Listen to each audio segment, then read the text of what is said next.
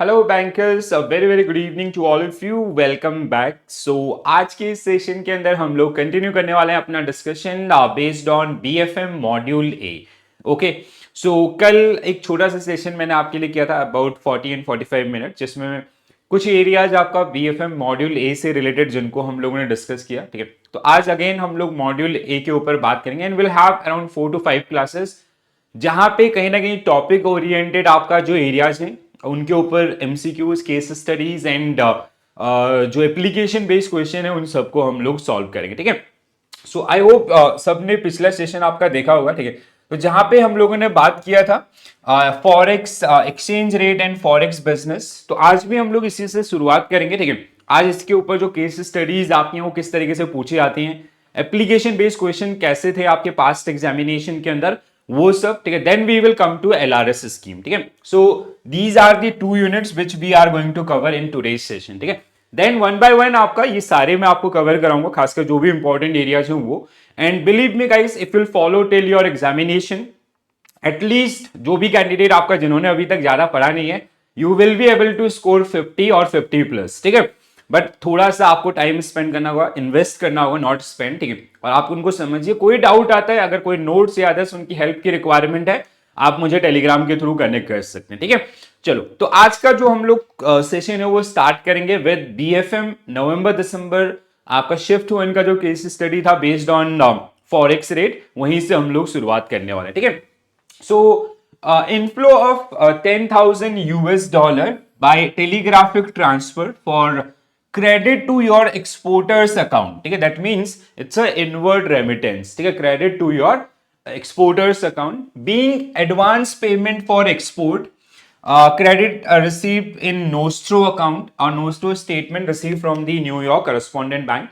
What rate will you take to quote to the customer if the market rate is 84.1015? ठीक है, actually this is not a case study, this is a simple question. ठीक है, और ऐसा question अब बहुत बार पूछा था। जो केस स्टडी है उसके ऊपर अब हम लोग आएंगे जस्ट आफ्टर दिस क्वेश्चन। ठीक है, अब यहाँ पे जैसे मैंने आपको ये चीज कल भी बताई थी कि अगर आप इनवर्ड रेमिटेंसेस होते हैं, that means buy and sell rate, आपका buy rate, outward remittances sell rate. ठीक है, तो इस केस में ये बहुत ही बेसिक क्वेश्चन है। ठीक है, case of inward remittance, so you have to quote the buy rate. तो बाय रेट क्या होगा इस केस में आपका 84.10। ठीक है, so buyer want to buy this particular currency at 84.10 and seller want to sell this particular one. ठीक है, अगर ये आउटवर्ड पूछता तो आपका आंसर क्या होता है 84.15। ठीक है, तो दिस इज वेरी सिंपल। ठीक है, तो इसमें कोई भी आई गेस इस पार्ट पे किसी को भी कोई कंफ्यूजन आपका नहीं होना चाहिए। ठीक है, तो ये जो करेंसीज आपका कोट की जाती है उनमें बाइंग एंड सेलिंग आपका या इनवर्ड एंड आउटवर्ड रेमिटेंसेस जो आपके होते हैं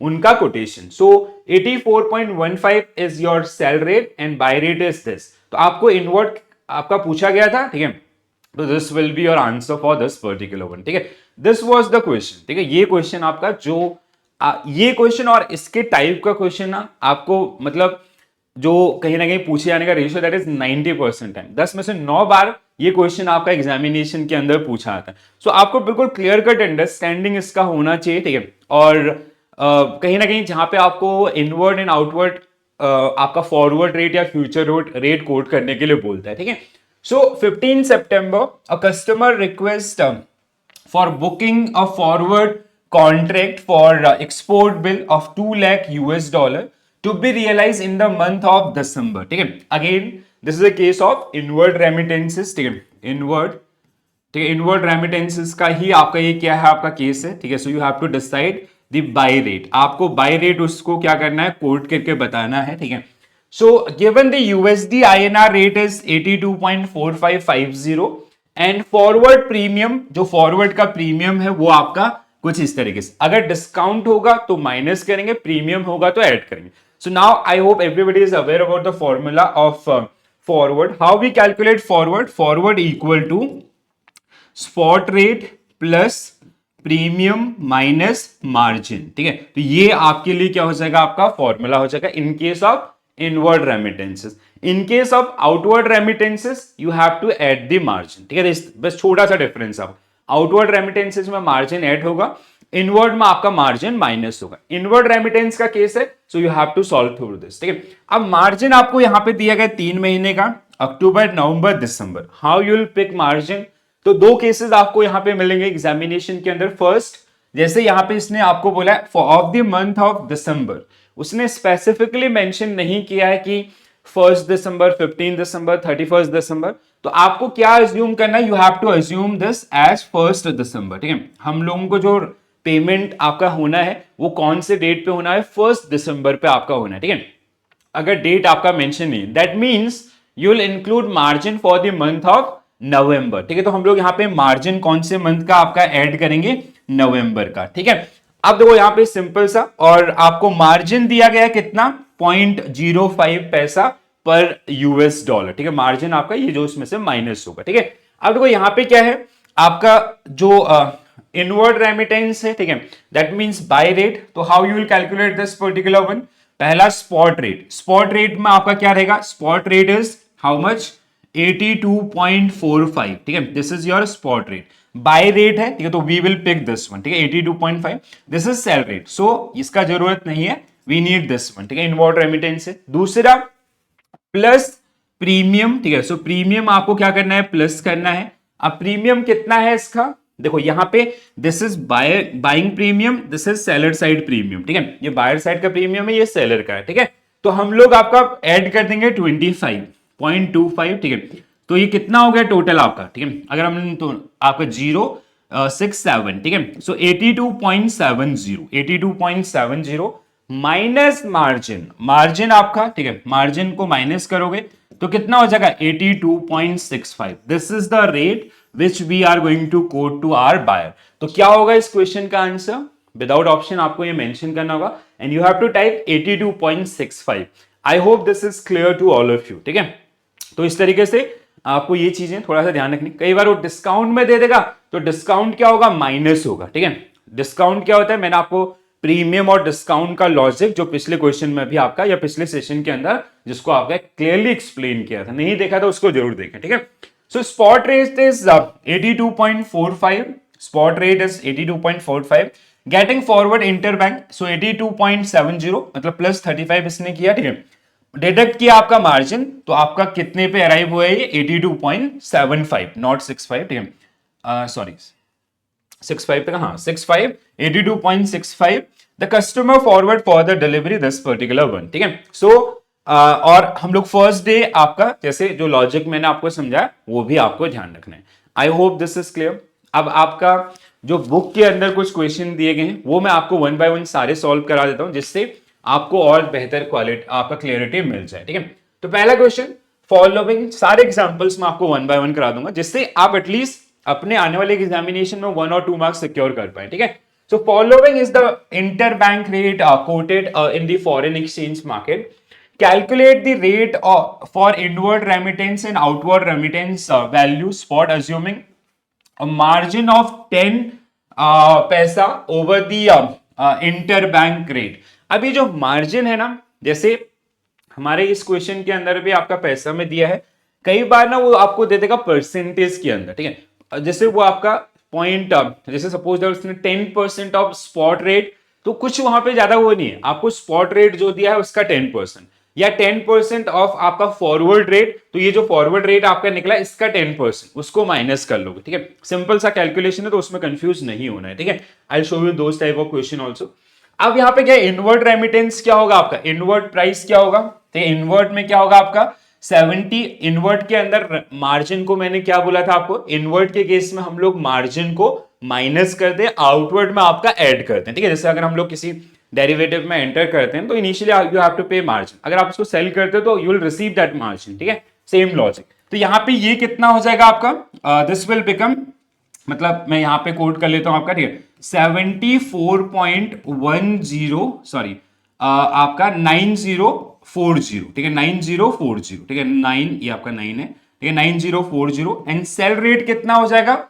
सेल रेट विल बिकम आपका 70 आपका 5.1075। ठीक है, so this will be your answer for this particular question. ठीक है, सो आई होप कि सही किया होगा आपका। ठीक है, तो सॉरी नॉट 4050। ठीक है, सो आपका क्या होगा? 74.9050। ठीक है, यहां पे माइनस आपका हुआ, और यहां पे क्या हुआ आपका? 75.10 एंड 575, ठीक है। तो जैसे यहाँ पे क्लियरली लिखा है, in case of inward remittance you have to deduct the margin, in case of outward remittance you have to add the margin. I hope this is clear to all of you. छोटी छोटी चीजें हैं, क्योंकि इन पे अगर आपकी clarity होगी तब जो पिछला क्वेश्चन हमने सॉल्व किया था वैसे क्वेश्चन, या उसमें कई बार वो आपका लोनिंग फैसिलिटीज को ऐड कर देगा, उनके ऊपर भी हम लोग आपका क्वेश्चन को प्रैक्टिस करेंगे, ठीक है। Inflow of 10,000 US dollar by telegraphic transfer credit to your exporter account being advance payment for exporter nose to account. ये क्वेश्चन हमने किया था ना, so it's an inward remittance. What rate you will quote to the customer if market rate is this? क्या rate quote करोगे आप inward remittance से? तो वी विल कोट 76.09, ठीक है। So this is your by rate. अगर ये outward remittance होता तो 76. आउटवर्ड रेमिटेंस में आपका ये ठीक है, ये आपका इन और ये आपका क्या हो जाएगा, आउट हो जाएगा, ठीक है। So answer for this question will be 76.09, ठीक है। So this is the rate and 76.09. This is buy rate. Sell rate is this. So हमारे केस में inward remittance है, so we will quote 76.09. Next one guys. हाँ, इस type का question मैं आपको बोला था। देखो अब कई बार वो थोड़ा सा और ज्यादा कॉम्प्लेक्सिटी लाने के लिए, केस स्टडी को और ज्यादा डिफिकल्ट बनाने के लिए, पेपर के लेवल को अप करने के लिए ऐसे भी आपको क्वेश्चन दे सकते हैं। देखो बिल्कुल भी इसको लेके घबराना नहीं है, सेम कैलकुलेशन प्रोसीजर होगा, ओनली आपको थोड़ा बहुत इंटरेस्ट कैलकुलेट करना होगा, जिसके लिए आपके पास कैलकुलेटर है, ठीक है। So your exporter customer trader an export bill of 5 lakh US dollar drawn 120 days from the date of shipment.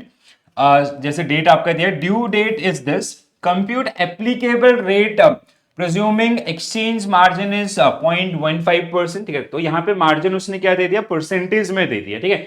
To be loaded on spot rate, जो कि कैलकुलेट होगा किसके ऊपर, स्पॉट रेट के ऊपर, ठीक है। दूसरा आपका जो स्पॉट रेट है that is 75.1415 and premium is this, यहाँ पे प्रीमियम आपका जनवरी का आपका 45-46, ठीक है। Rate of quote to nearest, जैसे आपका उसको राउंड ऑफ कितना लेंगे, 0.25 पैसा लेंगे, and rupee amount to be round off, ठीक है, इस हिसाब से। एप्लीकेबल इंटरेस्ट इज 8.50%, ये 120 रुपए 120 दिन के लिए जो लोन आपका होगा उस पे 8.50% का क्या होगा, रेट ऑफ इंटरेस्ट होगा। For post shipment export finance to 180 days and commission on bill is this, ठीक है। कमीशन मतलब जो रेट, जो भी वैल्यू आपकी निकलेगी, ठीक है, जो आपका रेट होगा, रेट इनटू कितना, पहले आपको क्या निकालना है, बाय रेट निकालना है, जैसे आपने पास्ट में निकाला, ठीक है। बाय रेट जो भी निकलेगा इनटू 5 लाख डॉलर्स आपके हो जाएंगे, ठीक है।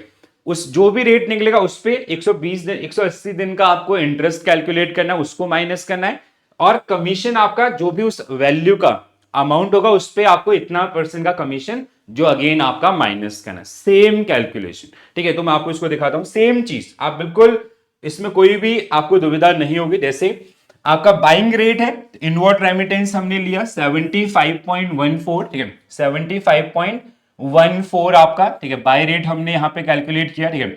सो प्लस आपका मार्जिन, ठीक है, मार्जिन हमने आपका डिडक्ट किया, इनिशियल मार्जिन जो आपको यहां पे दिया कितना, 0.1125, ठीक है। सो मार्जिन कैसे था यहाँ पे, जैसे अभी तक जो सारे केसेस थे उसमें मार्जिन पैसे में दिया गया था आपको, यहाँ पे आपको स्पॉट रेट पे, मतलब आपका 75.14 का 0.15% इज इक्वल टू दिस, ठीक है। ये छोटा सा कैलकुलेशन, तो टोटल आपका ये निकल के आया 75.273 आपका, तो आपका 70.0270, जिसको हमने इसको राउंड ऑफ किया, ठीक है। प्रीमियम हमने इसमें ऐड किया 45 पैसा का, ठीक है, 45 पैसे का प्रीमियम ऐड किया। So rate for bill transaction और बिल बाइंग रेट, तो बाइंग रेट हम लोग कहां पहुंचे, यहां पे। Now this into 5 lakh US dollar, अगला जो स्टेप होगा, ठीक है। सो 5 lakh US dollar at this, तो ये अमाउंट कितना निकला आपका, 3,77,38,500, ठीक है, ये आपका वैल्यू निकला। इस पे आपका 120 डेज का इंटरेस्ट हमें कैलकुलेट करना है, सो दैट इज आपका 8.50, तो इतना अमाउंट आपका ये माइनस होगा, ठीक है। सो इसके अलावा अगर हम लोग बात करें कमीशन, तो इस पे कमीशन जो भी परसेंटेज दिया था ये, तो amount payable to export customers is how much, this तो and this is your answer, ठीक है। तो मतलब जो पहला क्वेश्चन था आपका कौन सा, जहां पे मैंने आपको बोला ये चीज, इसीलिए मैं बोला कि ये चीज आपके लिए सबसे ज्यादा इंपॉर्टेंट है।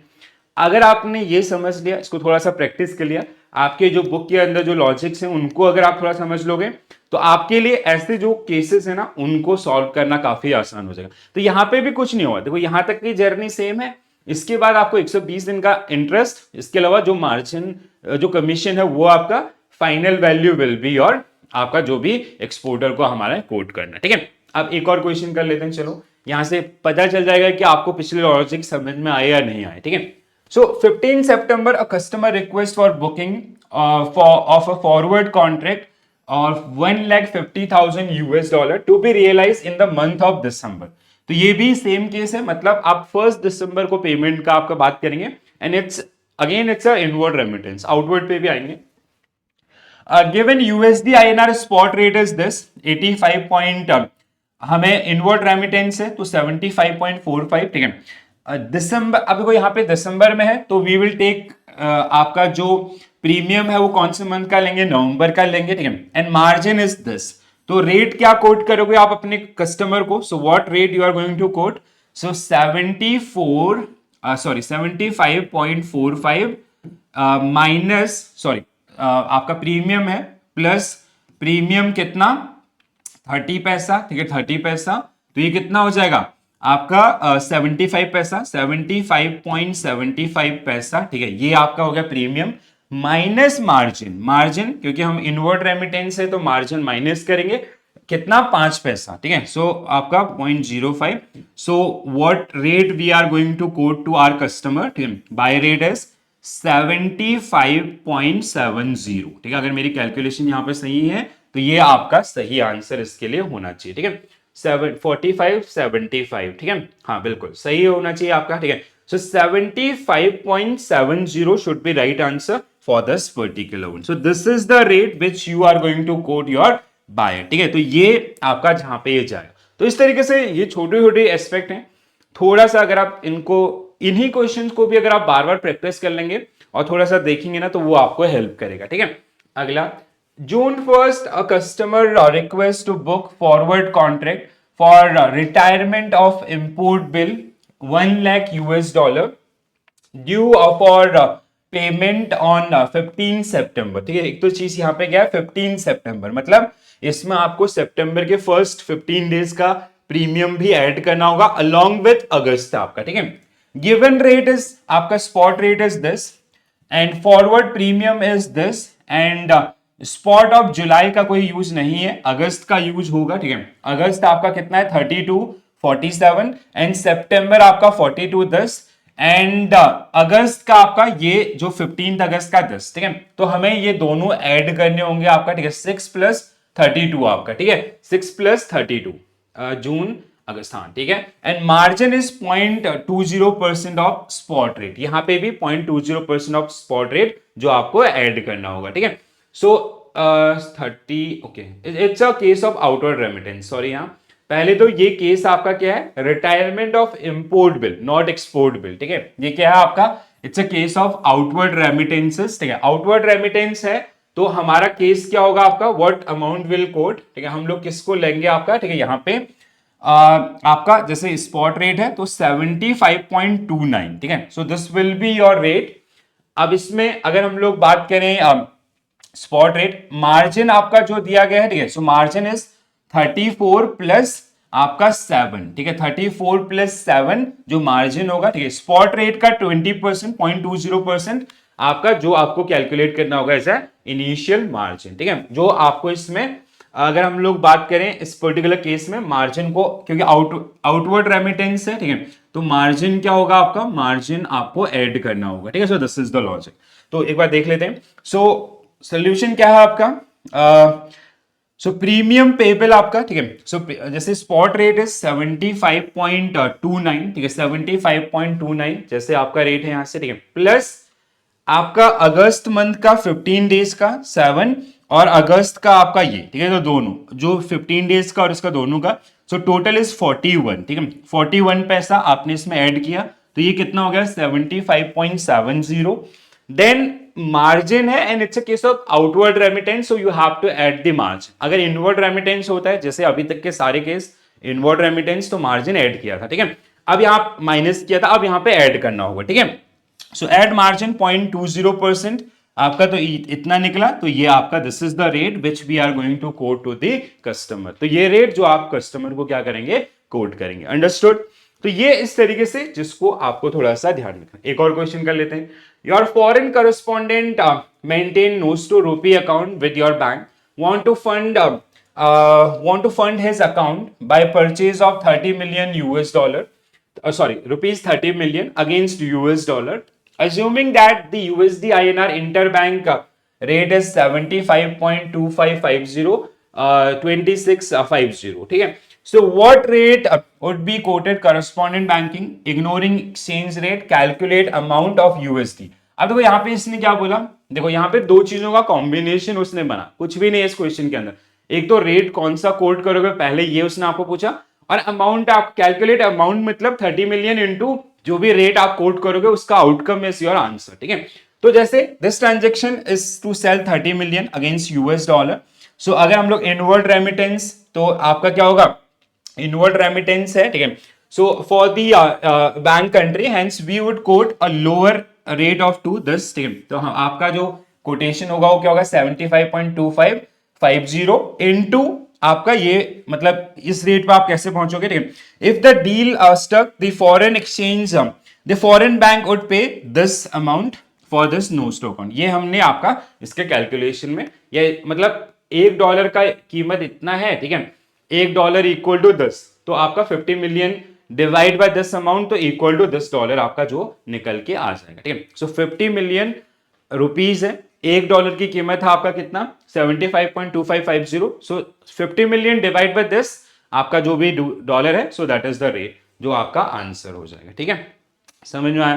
तो ये 4-5 मतलब 6 केसेस तो आपके बुक के अंदर हैं, एक दो तीन एडिशनल केसेस हमने जो डिस्कस किए, उनको थोड़ा सा आप प्रैक्टिस कीजिए। कोई डाउट आता है तो डाउट आप कमेंट्स के अंदर लिख के बताएं, या आप टेलीग्राम के थ्रू मेरे साथ कनेक्ट कर सकते हैं, ठीक है। If you want more question based on these, तो उसके लिए भी आप मुझे कनेक्ट कर सकते हैं, आई विल डेफिनेटली शेयर, ठीक है। चलो अब कुछ थ्योरेटिकल या एप्लीकेशन बेस्ड क्वेश्चन की बात करते हैं। पहला question, a currency if cheaper in forward और future value date is said to be in discount, in case of direct quotation the discount is deducted from, ठीक है। तो डिस्काउंट किससे डिडक्ट होगा, ये क्वेश्चन का जो एस्पेक्ट है या जो फंडामेंटल है, ये मैंने आपको समझाया था। जैसे सपोज दैट स्पॉट रेट, आपका स्पॉट रेट क्या है, current market price is suppose that 82.4050, suppose that this is the spot rate for USD INR, ठीक है। हम लोग यहाँ पे बात कर रहे हैं यूएसडी आईएनआर करेंसी पेयर का, ठीक है। So it will be in discount, it can be in discount, ठीक है।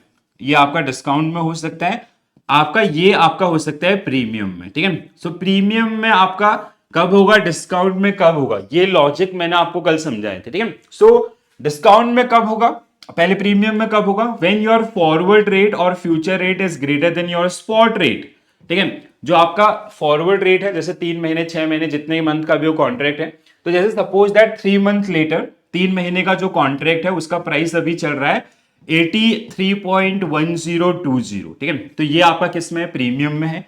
डिस्काउंट आपका, डिस्काउंट कब होगा, व्हेन योर फॉरवर्ड और future rate is less than your spot rate, ठीक है। स्पॉट रेट से वो क्या है आपका नीचे है, जैसे सपोज दैट 3 मंथ लेटर या 6 मंथ लेटर जो भी है, उसका current market price it is showing 8090,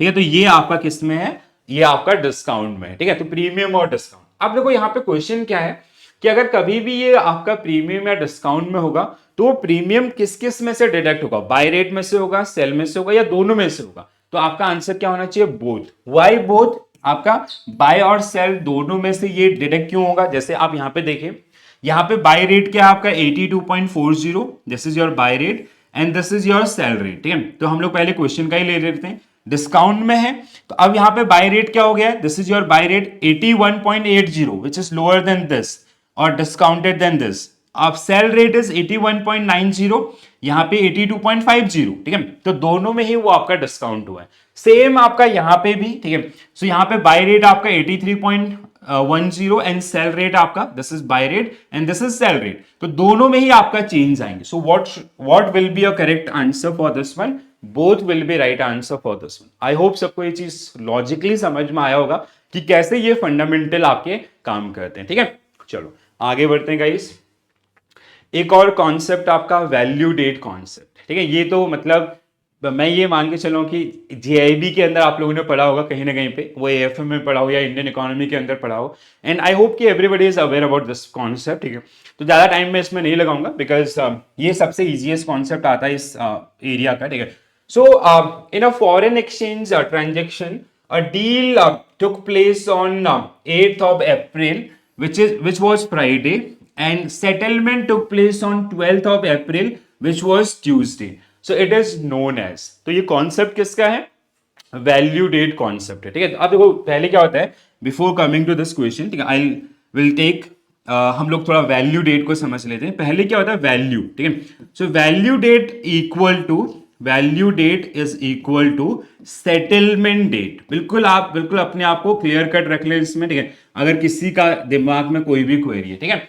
so now what is the aspect और what is the requirement of this value date? इसका जरूरत क्यों पड़ा, ठीक है। देखो क्या होता है, फॉरेक्स मार्केट, जिसमें उनके फीचर्स में आपने पढ़ा होगा कि ये जो मार्केट ये 24 आवर्स ओपन रहता है, ठीक है। अब जैसे इंडिया में अभी ये मार्केट बंद है, बट कहीं ना कहीं पे आपका, जैसे इंडिया में सबसे ज्यादा ट्रेडिंग होता है यूएसडी आईएनआर के ऊपर, आप किसी दूसरे कंट्री में यूएसडी आईएनआर के ऊपर अभी भी ट्रेडिंग आपका हो रहा है, तो ड्यू टू टाइम जोन आपका जो डिफरेंसेस है ना, उसकी वजह से, जैसे आपने हर्स्टेट रिस्क आपका पढ़ा होगा, ठीक है, तो ये जो टाइम जोन डिफरेंसेस है उनकी वजह से सेटलमेंट में कई बार आपका क्या होता है, डिफरेंस आता है। जैसे जो डेट ऑफ ट्रेड है, ठीक है, so date of trade, date of trade, ठीक है, डेट ऑफ ट्रेड एंड आपका जैसे date of trade and date of settlement, इन दोनों के बीच में जब डिफरेंसेस आ जाते हैं, ठीक है, जैसे कैसे डिफरेंस है, ठीक है, suppose that there is a trade, एक ट्रेड आपका जो प्लेस हुआ 1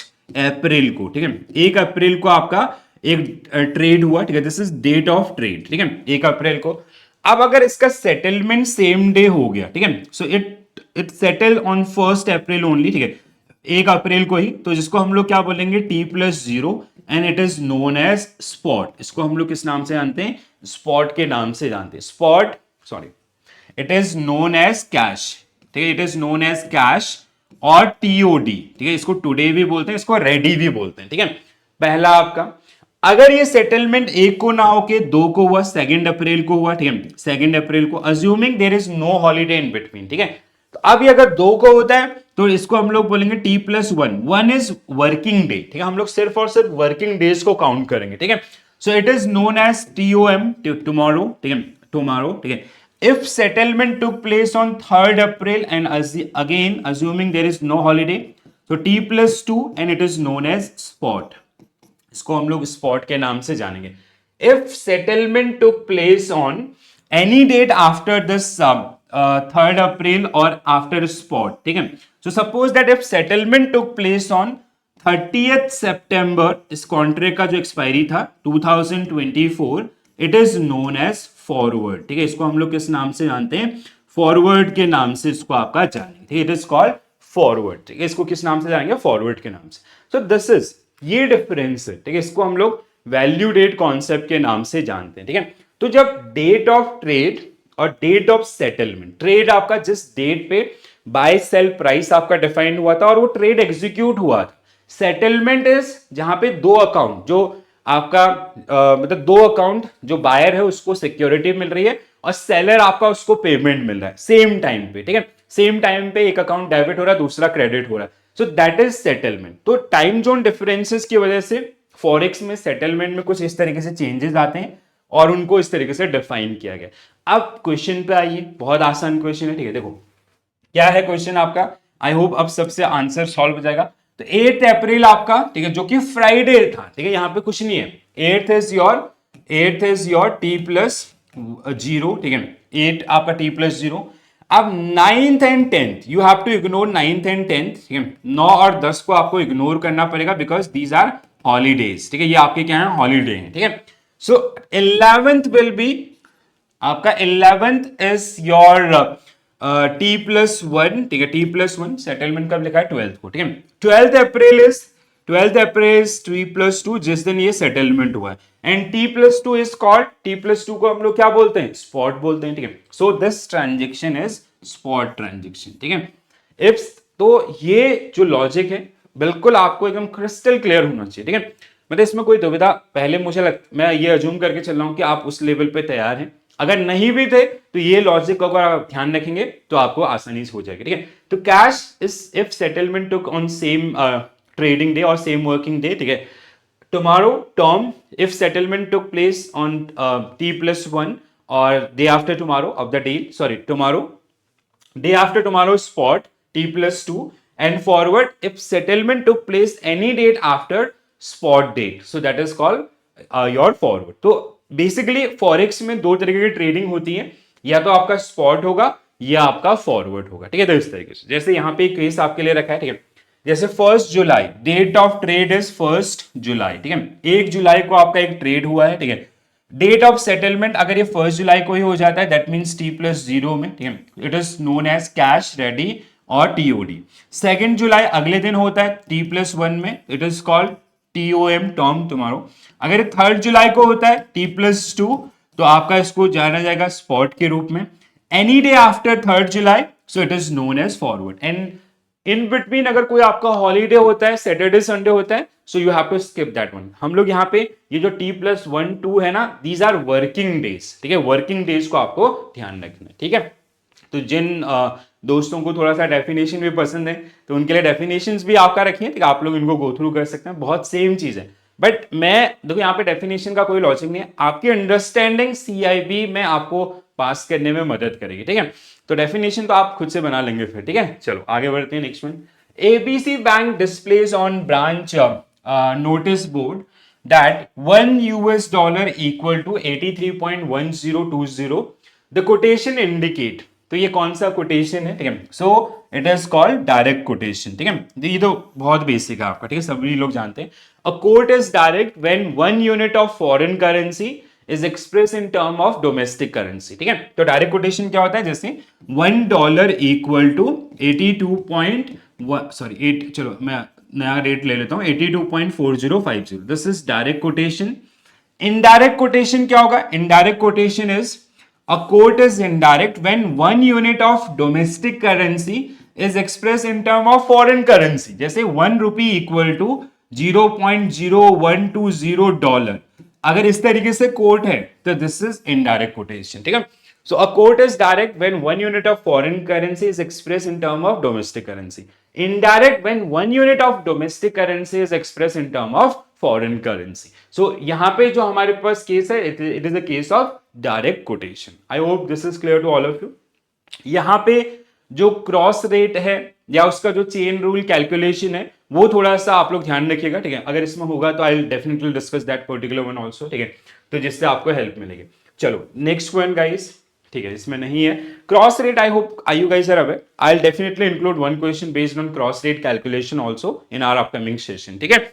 और ऐसी छोटी छोटी चीजें हैं, कभी आपको कोई और चीज भी लगता है जो आप पढ़ते समय आपको थोड़ा डिफिकल्टी हो रहा है, फील हो रहा है, अब उन एरियाज को ना कमेंट्स में मेंशन कर दिया करो, मेरे लिए थोड़ा सा मतलब वो रिसर्च वर्क करने में कहीं ना कहीं हेल्प कर जाता है, ठीक है। तो without any hesitation do mention into the comment section. अब हम लोग बात करेंगे LRS के ऊपर, liberalise remittance scheme. You can expect at least 2 question, 1 question down side.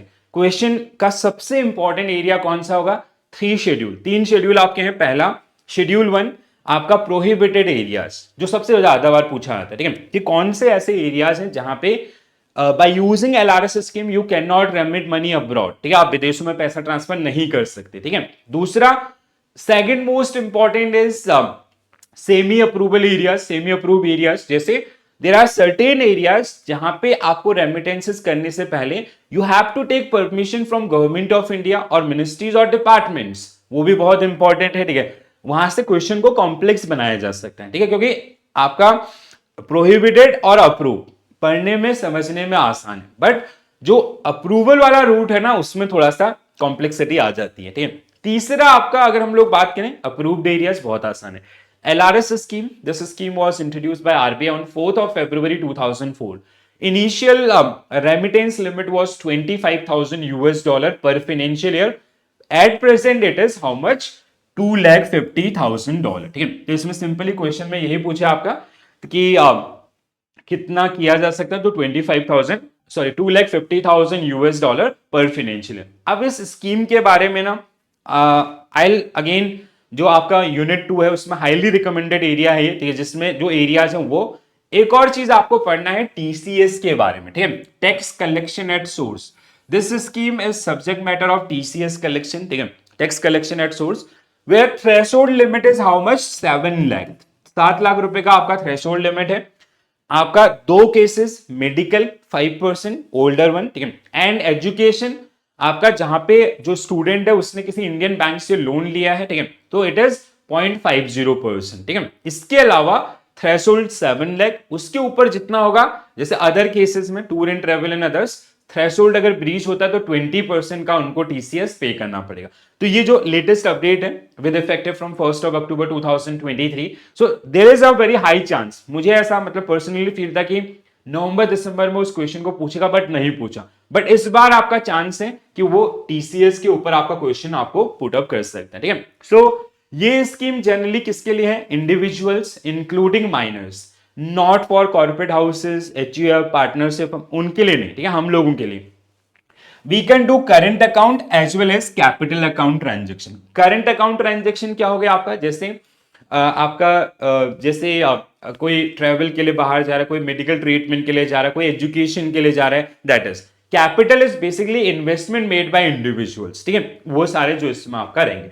तो 4th of February 25,000, right now it is 2,50,000। PAN card is mandatory document in this particular case. Next one, under LRS who can remit money abroad? कौन इसमें आपका कर सकता है? तो individual including minors. ठीक है, option A will be right answer. This scheme is not for partnership firm, corporate houses, HUF या अदर्स, इनके लिए ये स्कीम नहीं बनी है। बिल्कुल क्लियर कट रखेंगे। ठीक है, अगला, What are the permissible item under LRS scheme? ठीक है, जो LRS स्कीम है आपका, इसके तहत अगर कोई आपका अब्रॉड में पैसा रेमिट कर रहा है, ठीक है, तो कौन किन एरियाज में वो कर सकता है? ठीक है, तो one by one will go through this particular one. पहला, remittance for any specifically prohibited under schedule 1। ठीक है, so what are the prohibited areas? Schedule 1 है आपका इस स्कीम का ये। ठीक है, तो कुछ एरियाज आपका जैसे लॉटरी टिकट्स हैं, ठीक है, स्वेप स्टेक हैं, ठीक है, प्रिस्क्राइब मैगजीन्स हैं, ठीक है, इनके लिए नहीं किया जा सकता, बिल्कुल सही। ठीक है, remittance for trading and foreign exchange abroad, बिल्कुल सही, इसके लिए भी नहीं कर सकते हो। कैपिटल अकाउंट रेमिटेंसेस डायरेक्टली और indirectly to countries identified by the financial action task force as non cooperative countries and territories, वहां पे भी नहीं कर सकते। तो ऑल ऑफ दी अबव। ठीक है, तो इन किसी भी एरियाज में आप नहीं कर सकते। इसीलिए मैंने देखो आपको स्टार्टिंग में बोला था कि जो प्रोहिबिटेड एरियाज हैं और जो अप्रूव्ड एरियाज हैं उनको समझना या उनको आंसर करना आसान है। जो दूसरा कैटेगरी आएगा ना, वो कैटेगरी आपको थोड़ा सा डिफिकल्ट, जिसमें आप थोड़ा डिफिकल्टी फेस करेंगे, जहां पे कौन सा मिनिस्ट्री का अप्रूवल का रिक्वायरमेंट है। ठीक है, तो वो सारी चीजें, तो दीज आर द एरियाज जहां पे आप एलआरएस या कोई भी individual including minor, they can not remit money abroad by using LRS scheme. ठीक है, एलआरएस स्कीम का बेनिफिट वो यहां पे नहीं ले सकता है। ठीक है, तो I hope this is clear. जैसे रेमिटेंस ये हमने डिस्कस किया, remittance for from India for margin और margin call to overseas exchange और overseas counterparty. Margin call समझते हैं, लाइक जब भी हम लोग डेरिवेटिव कॉन्ट्रैक्ट में एंटर करते हैं, so you have to initially pay some amount, that amount is generally known as margin. ठीक है, जैसे 1 करोड़ रुपए का डेरिवेटिव कॉन्ट्रैक्ट है, उसका 10% is your margin, initial margin is 10%। ठीक है, अब वो ट्रेडेबल सिक्योरिटी है, M2M बेसिस पे आपको उसको मेंटेन करना होता है। ठीक है, सो वो उसके लिए आप इसका यूज नहीं कर सकते, इसीलिए आपको बोला कि आप फॉरेक्स में ट्रेडिंग के लिए इसको इस्तेमाल नहीं कर सकते। ठीक है, दूसरी तरफ remittance for purpose of foreign currency convertible bond issued by Indian companies in overseas secondary market, ठीक है, तो इसके लिए भी आप इसका इस्तेमाल नहीं कर सकते। Remittance for trading in forex exchange abroad, capital account remittances directly to this, ये हमने डिस्कस किया। रेमिटेंसेस डायरेक्टली और indirectly to those individuals and countries identified as posing significant risk of committing act of terrorism, ठीक है, तो जिसके लिए भी आप इसको नहीं कर सकते, ठीक है। चलो अगला क्वेश्चन। तो ये गाइडलाइंस आपको पढ़नी पड़ेंगी, बार बार पढ़ोगे तब आपको याद होंगे, ठीक है।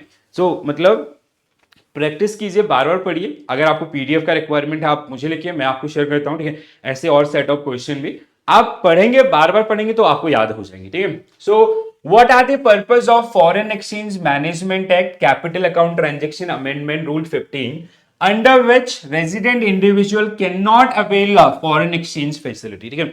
तो कौन सा ऐसा एरिया जहां पे रेजिडेंट इंडिविजुअल्स आपका इसका इस्तेमाल नहीं कर सकते, तो क्या होगा आपका, इमिग्रेशन कर सकते हैं, गोइंग अब्रॉड एम्प्लॉयमेंट कर सकते हैं, मेंटेनेंस ऑफ क्लोज रिलेटिव कर सकते हैं, private visit to any country कर सकते हैं, एक्सक्लूडिंग नेपाल इन दिस, ठीक है। तो देखो क्या है, ये क्वेश्चन यहां तक सही था, इंक्लूडिंग की जगह अगर एक्सक्लूडिंग होता तो ये क्वेश्चन आपके सारे सही होते। तो D is wrong in this particular case आपका, ठीक है।